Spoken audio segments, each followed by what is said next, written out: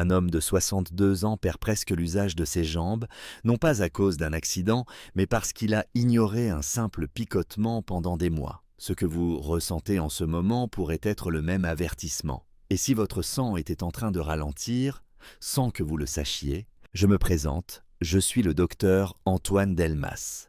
J'ai exercé la médecine pendant plus de 40 ans, des couloirs blancs d'un hôpital parisien jusqu'au modeste cabinet de campagne, là où les gens n'ont pas toujours les moyens, mais où le cœur, lui, ne triche jamais. Aujourd'hui, je suis à la retraite. Je n'ai plus de blouse, plus de stéthoscope autour du cou, mais j'ai gardé ce besoin de transmettre, car il y a des vérités que j'ai trop vues être ignorées, et parfois, une vérité ignorée peut coûter une jambe, parfois même une vie. Ce que je vais vous dire, personne ne vous le dira à la pharmacie, et pourtant, vous le devez à votre corps, à votre avenir, parce qu'il y a quelque chose de bien plus dangereux que la maladie, l'habitude de ne plus écouter son propre corps. Vous avez mal aux jambes, des fourmillements, une sensation de froid constante dans les pieds. Vous vous dites peut-être que c'est l'âge, la fatigue, la position de travail. Et si c'était autre chose, si c'était le premier cri silencieux de votre sang qui ne circule plus?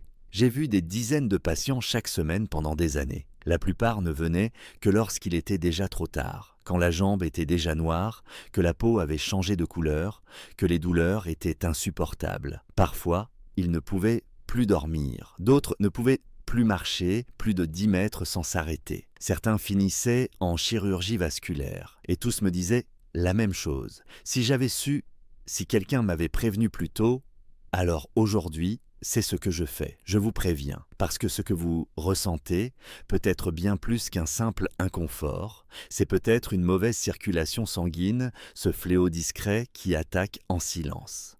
Ce n'est pas spectaculaire, ça ne fait pas de bruit, mais c'est un ennemi implacable. Il affaiblit vos artères, abîme vos nerfs, empêche l'oxygène d'atteindre vos tissus, ralentit la guérison des plaies et finit parfois par vous couper du monde, pas à pas, littéralement. Imaginez un instant que votre cœur pompe avec force, mais que le sang n'atteigne pas correctement vos pieds.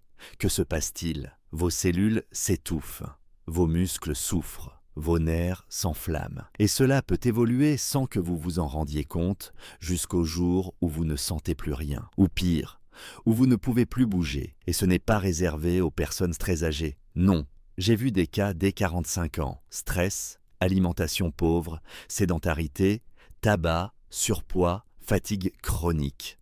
Voilà les briques invisibles qui construisent peu à peu le mur de la mauvaise circulation. Et quand ce mur est trop solide, le sang ne passe plus. Et quand le sang ne passe plus, la vie ralentit. Je vous le dis en toute franchise. Les douleurs dans les jambes, les pieds froids, les crampes nocturnes ne sont jamais normales. Ce sont des avertissements. Et comme médecin, je vous supplie de ne pas les ignorer. Car j'ai vu trop de larmes, trop de regrets dans les yeux de celles et ceux qui pensaient que ce n'était rien. C'est pour cela que j'ai allumé cette caméra aujourd'hui. Parce que si je peux éviter ne serait-ce qu'une hospitalisation, une amputation, une souffrance inutile, alors mon métier continue d'avoir un sens, même après ma retraite. Dans cette vidéo, je vais vous expliquer les 5 signes que votre corps vous envoie lorsque votre circulation se dégrade. Et surtout, les moyens naturels, puissants et accessibles à tous pour y remédier. Je vous parlerai aussi de 4 vitamines essentielles que j'ai recommandées à mes patients pendant des années et qui ont changé la vie de certains. Mais avant d'aller plus loin, je vous invite à faire une petite chose simple et gratuite. Abonnez-vous à cette chaîne. Cela me donne la force, la motivation et les moyens de continuer à partager ce que j'ai appris en 40 ans de médecine. Car croyez-moi, ce que je vous dirai ici, vous ne le trouverez pas dans une publicité ou dans une boîte de médicaments. Maintenant, je vous pose une question, simple mais profonde. Prenez quelques secondes pour y penser, puis écrivez votre réponse en commentaire. Lorsque votre corps vous envoie un signal inhabituel, que faites-vous instinctivement? A. Vous l'écoutez et cherchez à comprendre ce qu'il signifie. B. Vous l'ignorez et espérez que ça passera tout seul. Tapez A ou B dans les commentaires. Je lirai chaque réponse. Parce que comprendre votre réflexe, c'est déjà commencer à changer votre santé. Nous continuons dans un instant. Préparez-vous. Ce que vous allez apprendre ensuite peut, littéralement, vous éviter des années de douleur. Lorsque j'étais encore en activité, j'ai souvent vu des patients arriver avec ce que beaucoup qualifiaient de petits désagréments. Un engourdissement passager, une sensation étrange dans les mollets, des crampes nocturnes qu'ils attribuaient à la fatigue ou au manque de magnésium. Mais en creusant un peu, en posant les bonnes questions, en écoutant vraiment ce que leur corps essayait de dire, je découvrais bien souvent autre chose. Une chose plus sournoise, plus profonde. Une mauvaise circulation sanguine qui s'installait lentement, mais sûrement. Ce que j'ai appris au fil des décennies, c'est que le corps ne ment jamais. Il parle, il avertit. Mais le problème, c'est que nous n'avons plus l'habitude de l'écouter. Dans notre société moderne, on court, on agit, on souffre en silence. On repousse, on banalise. Et pourtant, certains signes sont d'une clarté bouleversante, si l'on accepte de les voir. Le premier de ces signaux, c'est cette sensation étrange, presque imperceptible, que beaucoup décrivent comme des fourmis dans les jambes, un engourdissement passager. Souvent quand on reste assis trop longtemps, jambes croisées, ou même debout sans bouger. C'est un signal d'alarme discret mais puissant. Cela signifie que les tissus reçoivent mal l'oxygène, que le flux sanguin est insuffisant. Je me souviens de M. Lambert, un ancien facteur à Rennes, qui me disait en plaisantant « Mes jambes sont comme une radio mal réglée, ça grésille en permanence ». Ce grésillement-là, il ne venait pas de l'air, mais du sang. Le deuxième signe, plus fréquent que vous ne l'imaginez, c'est le froid inexpliqué dans les pieds, même en été, même sous une couverture. Ce n'est pas une question de météo, c'est un problème de circulation. Si le sang chargé de chaleur et d'oxygène ne parvient pas jusqu'à vos extrémités, alors vos pieds deviennent froids, insensibles parfois. Ce symptôme, que beaucoup trouvent anodin, est en réalité un signal silencieux que votre système vasculaire s'affaiblit. Et dans bien des cas, c'est le premier pas vers une dégradation plus grave. Le troisième signe, plus douloureux, plus brutal parfois, ce sont les crampes lors de la marche. Vous faites quelques mètres et soudain, une douleur intense vous oblige à vous arrêter. Ce n'est pas du simple manque d'entraînement. C'est un problème médical bien connu que nous appelons claudication intermittente. Cela signifie que vos muscles ne reçoivent pas assez de sang pendant l'effort. Imaginez votre mollet en pleine activité, privé d'oxygène. Il se contracte, il souffre, il crie. C'est un appel à l'aide. Et souvent, ces crampes ne s'arrêtent pas à la journée. Elles reviennent la nuit, en pleine phase de sommeil, et obligent la personne à bouger, à se lever, à chercher une position qui soulage. C'est une spirale épuisante. Je pense à Madame Courbet, une institutrice à la retraite de Dijon. Elle me racontait qu'elle ne pouvait plus dormir une nuit entière sans être réveillée par une douleur atroce dans les jambes. Elle disait « Docteur, c'est comme si mes muscles suffoquaient pendant que je dors ». Et elle avait raison. C'est exactement ce qui se passe quand les nerfs eux-mêmes commencent à souffrir du manque d'apport sanguin. C'est là qu'apparaît une autre pathologie souvent ignorée, la neuropathie liée à la mauvaise circulation. Les nerfs, eux aussi, ont besoin de sang, et quand ils n'en reçoivent pas assez, ils deviennent hypersensibles, douloureux, parfois même irréversiblement endommagés. Puis vient le quatrième signe, les changements visibles de la peau. Là encore, c'est un symptôme que l'on minimise. Une teinte bleutée, des taches de yombos autour des chevilles, une pâleur étrange du pied. Rien de spectaculaire, mais tout de significatif. Ces marques ne sont pas anodines. Elles témoignent d'un manque d'oxygène chronique, d'un système veineux qui commence à perdre son efficacité. Et lorsque ce phénomène est accompagné d'un gonflement localisé, d'une cicatrisation lente, même après une petite blessure, alors le diagnostic est clair. La circulation est altérée et le risque de complications est réel. Enfin, le cinquième signal, le plus visible peut-être, mais aussi le plus ignoré, c'est l'apparition de veines dilatées, tortueuses, parfois douloureuses, qu'on appelle varices, ou de petites veines en étoile, connues sous le nom de télangiectasie. Elles sont souvent perçues comme un problème esthétique, mais pour moi, elles ont toujours été un message. Une veine qui se dilate, c'est une veine dont la valve interne ne fonctionne plus. Cela signifie que le sang stagne, qu'il ne remonte plus correctement. Et cette stagnation n'est pas seulement inesthétique, elle est dangereuse. Elle crée une pression excessive, un risque de caillot, une altération progressive du retour veineux. J'ai souvent expliqué cela à mes patients comme ceci. Imaginez une rivière qui coule. Si le courant était bon, l'eau est claire, vivante. Mais si le courant ralentit ou se bloque, alors l'eau devient trouble, stagnante, parfois toxique. Il en est de même pour votre sang. Et croyez-moi, quand le sang stagne trop longtemps, il finit par se venger. Voilà pourquoi il est essentiel de reconnaître ces 5 signes. Ils ne sont pas anodins. Ils sont la façon qu'a votre corps de vous dire « je souffre ». Et plus vous les ignorez, obéirez, plus le prix à payer sera lourd. Ce que je veux, c'est que vous puissiez agir avant que ces signes deviennent irréversibles, avant qu'ils ne vous privent de votre mobilité, de votre sommeil, de votre joie de marcher sans douleur. Parce que oui, il existe des solutions. Oui, il est possible d'inverser la tendance. Mais encore faut-il voir le problème pour pouvoir le traiter. Encore faut-il écouter le murmure avant qu'il ne devienne un cri. Et c'est ce que nous allons faire ensemble dans la suite de cette vidéo. Parce que ce que je veux partager avec vous maintenant, ce sont des solutions concrètes, naturelles, validées par l'expérience et par les résultats. Mais avant cela, prenez un moment pour repenser à ces 5 signaux. Les avez-vous déjà ressentis? Votre corps essaie-t-il de vous dire quelque chose depuis longtemps, sans que vous l'ayez écouté? Dans la prochaine partie, je vous expliquerai quoi faire, quand consulter, et comment éviter que ces signes n'évoluent vers la maladie chronique. Croyez-moi, ce que vous allez apprendre peut transformer votre quotidien. Quand j'étais encore en activité, il m'est arrivé de voir arriver des patients qui avaient enduré des années de douleur, de malaise, de symptômes inquiétants, sans jamais oser franchir le seuil d'un cabinet médical. Ils attendaient que cela passe. Ils se disaient que ce n'était pas si grave. Et parfois, c'était vrai. Mais trop souvent, leur corps leur envoyait des signaux d'alerte depuis longtemps déjà. Seulement, dans notre société, nous avons appris à repousser, à minimiser, à nous débrouiller seuls. Et c'est là que le danger s'installe, dans le silence, dans l'attente, dans le déni. Je me souviens de ce monsieur d'une 60aine d'années, Jean-Paul, ancien conducteur de bus à Lille. Il avait commencé à ressentir des crampes régulières en montant les marches, puis des douleurs dans les mollets, qu'il attribuait à un manque d'exercice. Pendant 2 ans, il a supporté, jusqu'au jour où il n'a plus pu marcher plus de quelques mètres sans douleur. Le diagnostic fut clair, artérite des membres inférieurs, stade avancé.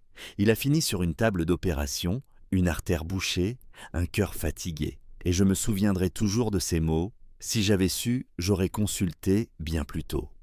C'est pour cela que je vous parle aujourd'hui, parce qu'il y a un moment où il faut arrêter de croire que l'on peut tout résoudre seul. Oui, il existe des gestes simples, naturels, puissants même, pour améliorer sa circulation. Et je vous les partagerai. Mais il faut aussi savoir quand ces gestes ne suffisent plus. Il faut savoir quand consulter.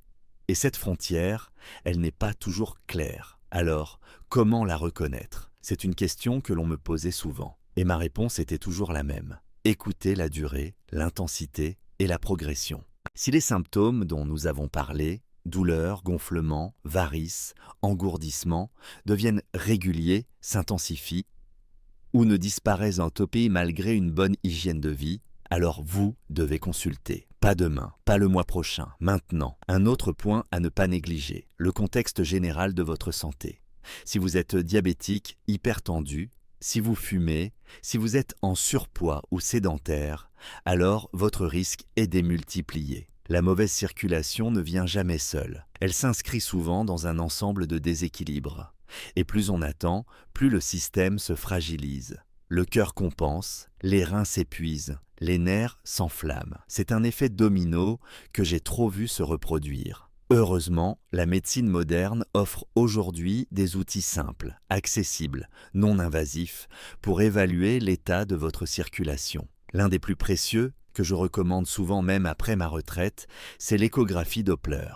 C'est un examen indolore, rapide, qui permet de visualiser en temps réel le flux sanguin dans vos artères et vos veines. Il révèle les zones de ralentissement, de reflux, les éventuelles obstructions. Il peut faire toute la différence entre un simple inconfort et un début de pathologie grave. Il se pratique dans de nombreux centres vasculaires, à Paris, Lyon, Bordeaux, ou même dans les petites villes qui disposent d'un service de radiologie. À côté de cela, il existe aussi des bilans vasculaires plus complets que vous pouvez demander à votre médecin traitant. Ces bilans permettent de croiser les données, tension artérielle, rythme cardiaque, taux de cholestérol, glycémie, capacité de marche, autant d'indicateurs précieux pour comprendre l'état réel de votre système circulatoire. Car parfois, le sang circule mal, sans faire de bruit. Mais attention, consulter ne signifie pas forcément que l'on va vous prescrire des médicaments à vie.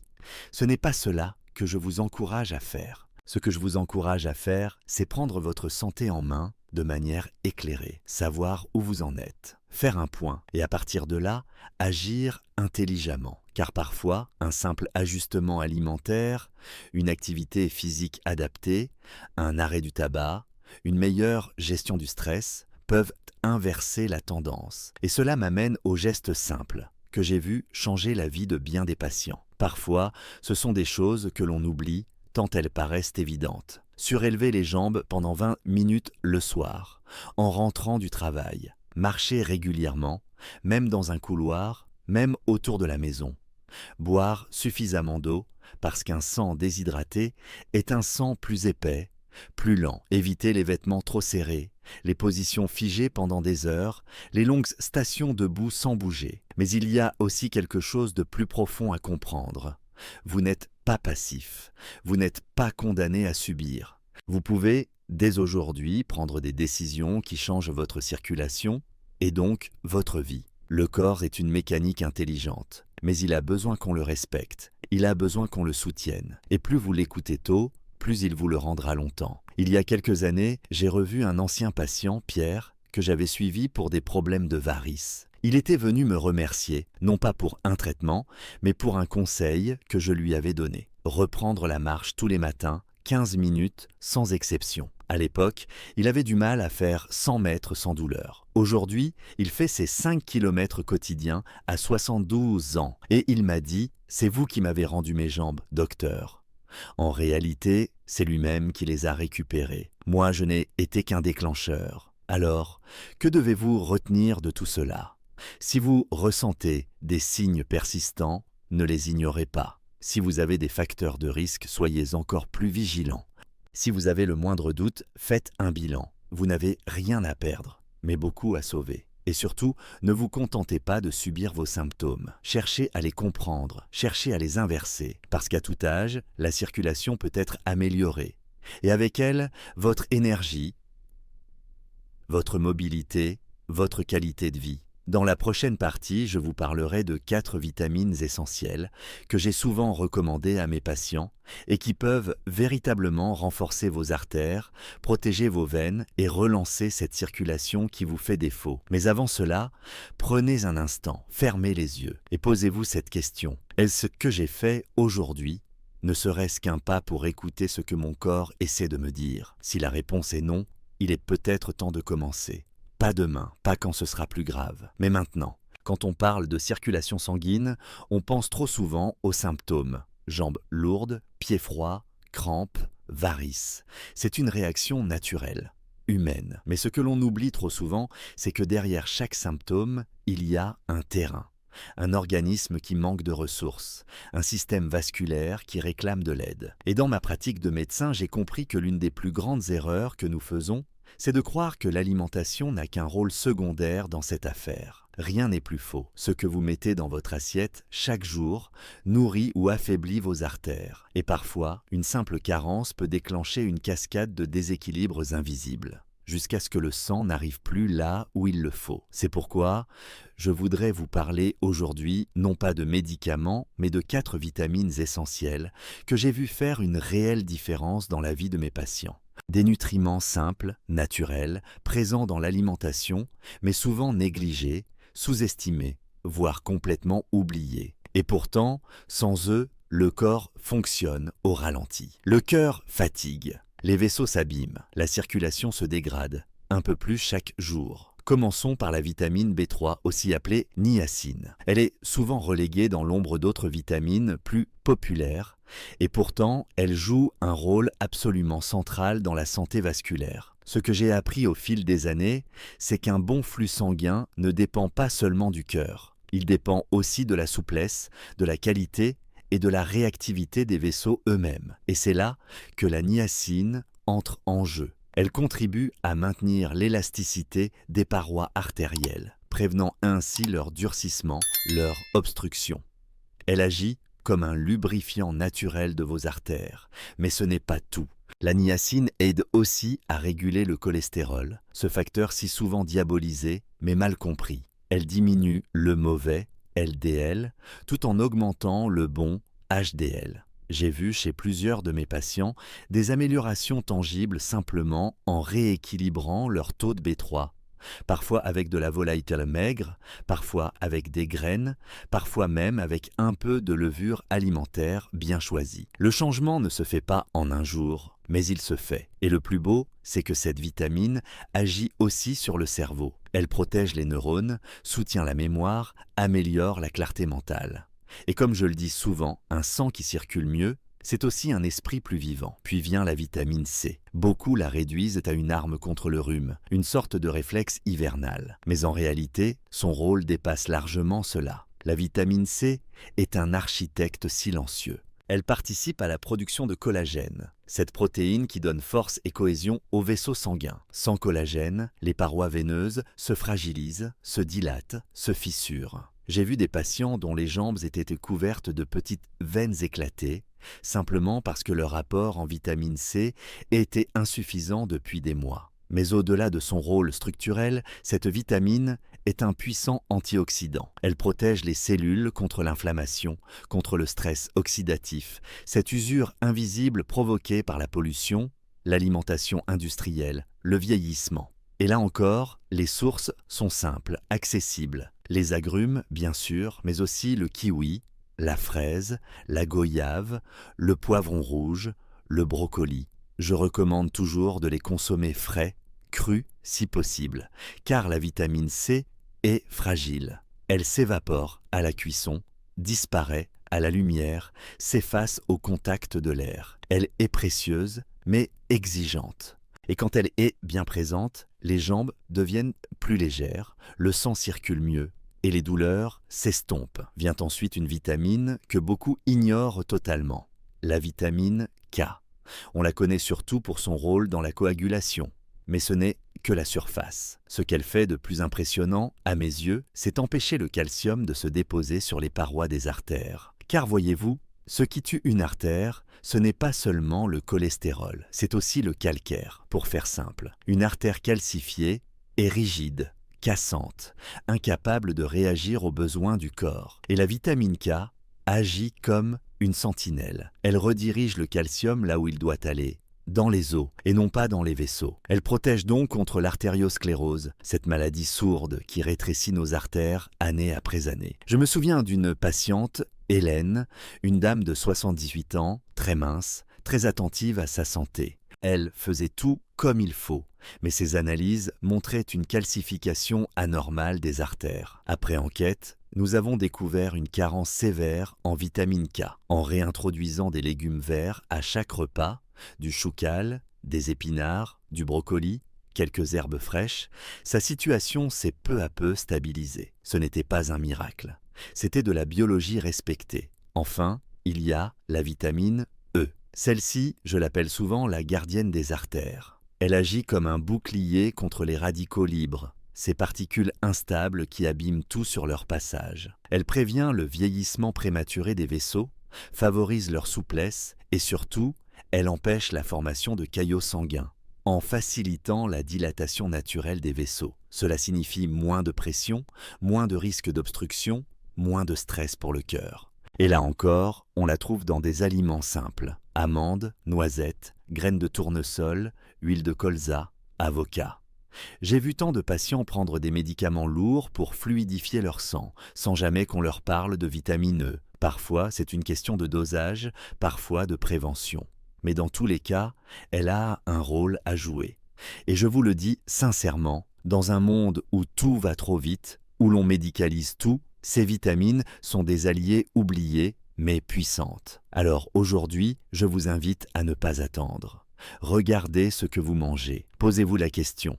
Est-ce ce que je donne à mon corps ce dont il a besoin pour circuler librement, pour respirer, pour nourrir, pour réparer? La médecine, ce n'est pas seulement des ordonnances, c'est d'abord de la conscience. Et vous avez entre les mains le plus beau des outils, la capacité d'agir dès aujourd'hui, dès ce soir. Dans la suite, je vous partagerai une recette simple que vous pourrez préparer dès demain matin. Un élixir naturel, riche en toutes ces vitamines et qui peut devenir votre rituel quotidien pour relancer votre circulation. Car parfois, le changement commence par un verre, par un choix, par vous.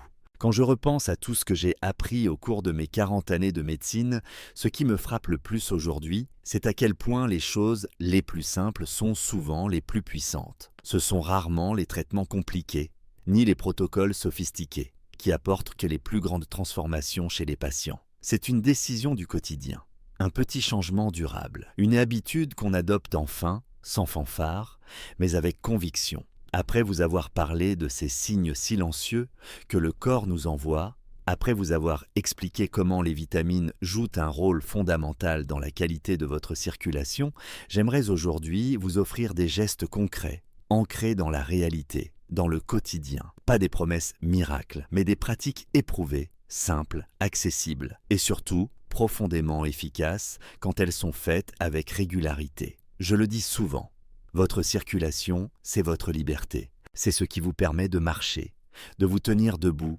de porter vos petits-enfants, de voyager, de danser. Et trop souvent, nous n'en prenons conscience que lorsqu'elle se dégrade. Mais il n'est jamais trop tard pour en prendre soin. Chaque matin, je conseille à ceux qui me consultent encore, malgré ma retraite, de commencer la journée par un geste vital. Boire un verre d'eau tiède, nature ou légèrement citronné. Ce geste simple réveille le système digestif, hydrate le sang et relance la microcirculation. Le matin, le corps sort d'un long jeûne. Le sang est plus visqueux. C'est le moment idéal pour soutenir le flux sanguin. Et si l'on ajoute à cela une infusion ou un jus vert maison riche en vitamines naturelles, alors vous donnez à votre organisme les moyens de commencer la journée dans la fluidité au lieu de la tension. Permettez-moi de vous partager une recette que j'ai personnellement conseillée à des dizaines de personnes et dont les effets m'ont été rapportés avec gratitude. Il s'agit d'un jus naturel, un élixir de circulation comme j'aime l'appeler. Il ne remplace aucun traitement médical, mais il soutient, il renforce, il protège. Voici ce que je recommande. Dans un mixeur, placez quelques tiges de céleri, riches en potassium et en fibres. Ajoutez une poignée de feuilles de choucale ou d'épinards, véritable trésor de vitamine K. Incorporez un kiwi mûr ou une demi-pomme rouge pour la douceur et la vitamine C. Un petit morceau de gingembre frais pour son effet vasodilatateur naturel. Quelques feuilles de menthe pour la fraîcheur et la digestion.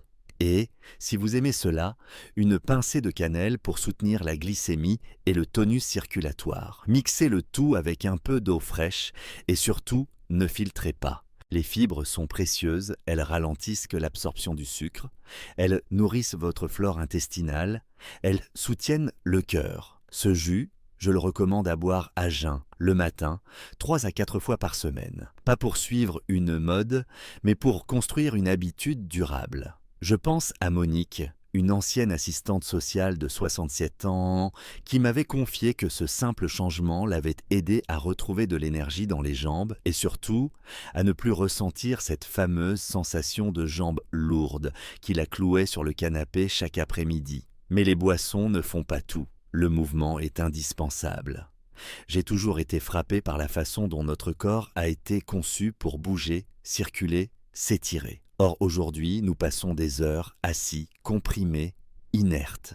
Et le sang n'aime pas cela. Le sang a besoin de rythme. C'est pourquoi je conseille, humblement mais fermement, de marcher chaque jour, même 10 minutes. Une marche consciente, sans téléphone, sans distraction. Une marche pour sentir ses jambes, pour respirer, pour remettre en mouvement cette rivière de vie qui coule en nous. Et si la marche est difficile, commencez chez vous. Levez-vous toutes les heures.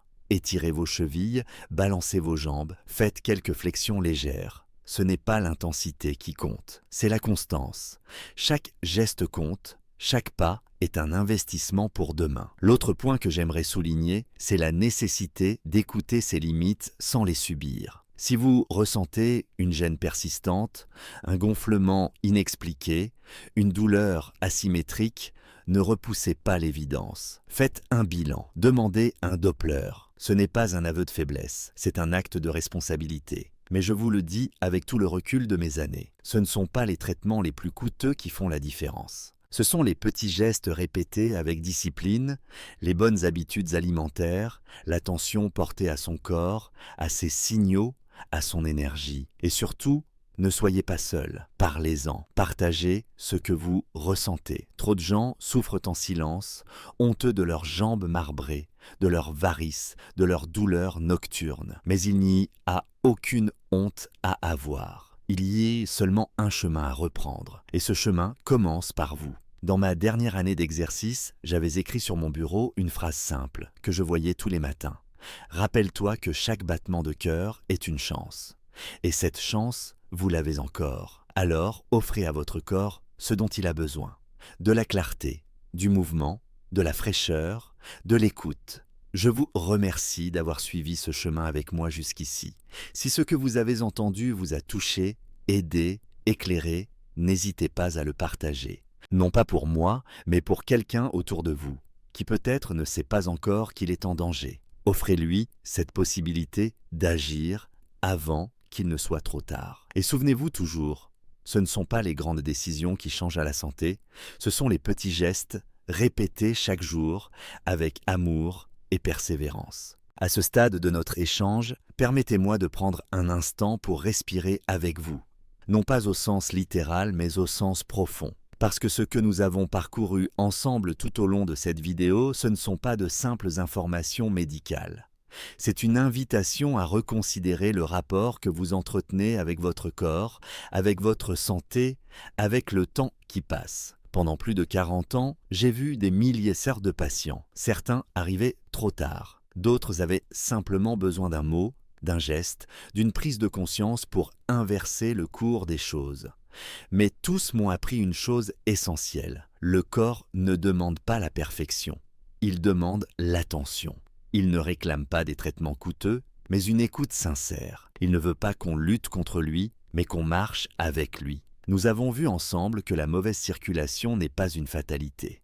Elle commence par des signes subtils. Un pied froid, une jambe lourde, une crampe persistante. Et puis, elle s'installe lentement jusqu'à restreindre notre liberté de bouger, de dormir, de vivre. Mais elle peut aussi être freinée, améliorée, parfois même inversée, à condition que nous cessions d'ignorer ces signaux, que nous agissions avant qu'il ne soit trop tard. Aujourd'hui, vous avez entre les mains une carte, une boussole. Vous connaissez les signes d'alerte, les gestes à adopter, les vitamines essentielles et même une recette naturelle pour soutenir votre système vasculaire. Ce savoir est précieux, mais il ne sert à rien s'il reste au fond d'un tiroir. Ce qui change la vie, ce n'est pas la connaissance, c'est l'application. Alors, voici ce que je vous invite à faire. Commencez demain matin par ce jus naturel, rien de compliqué. Juste un mixeur, quelques ingrédients simples et une intention claire. Prendre soin de vous. Ensuite, marcher. Même si ce n'est que 10 minutes. Ce n'est pas le nombre de kilomètres qui compte, c'est la régularité. Enfin, observez vos jambes, vos pieds, votre énergie. Notez ce qui change. Et surtout, parlez-en. Parlez à vos proches. Partagez cette vidéo. Commentez vos ressentis. Car la santé, c'est aussi une affaire de communauté. Je ne suis plus un médecin actif, mais je suis toujours un homme qui croit profondément que la transmission sauve. C'est la seule raison pour laquelle je continue à faire ces vidéos. Ce n'est pas facile. Je suis âgé, la fatigue est là, mais tant que je peux parler, tant que je peux toucher une vie, je continuerai. Mais j'ai besoin de vous. Si ce contenu vous a aidé, abonnez-vous à la chaîne. Cela me montre que mon travail est utile. Et si vous le pouvez, faites un don, même modeste. Cela m'aide à couvrir les frais de montage, de matériel, de temps et à poursuivre cette mission qui me tient tant à cœur. Car oui, chaque geste compte, même le plus petit. Avant de vous laisser, j'aimerais vous poser une question simple, à laquelle vous pouvez répondre en une phrase dans les commentaires. Quel est, selon vous, la chose la plus simple que vous puissiez faire dès demain matin pour améliorer votre circulation sanguine est si A. Changer une habitude alimentaire, comme boire le jus du matin. B. Bouger davantage au quotidien, comme marcher chaque jour. Commentez votre réponse en écrivant A ou B dans les commentaires. J'aimerais vraiment lire vos idées, vos intentions, et peut-être que cela inspirera d'autres personnes aussi. Merci de tout cœur pour votre attention. Merci pour votre temps. Merci pour votre humanité. Et si vous croyez, comme moi, que la santé ne devrait pas être un luxe, mais un savoir partagé, alors soutenez cette chaîne pour que je puisse continuer à vous transmettre ce que j'ai appris avant que le silence ne m'emporte.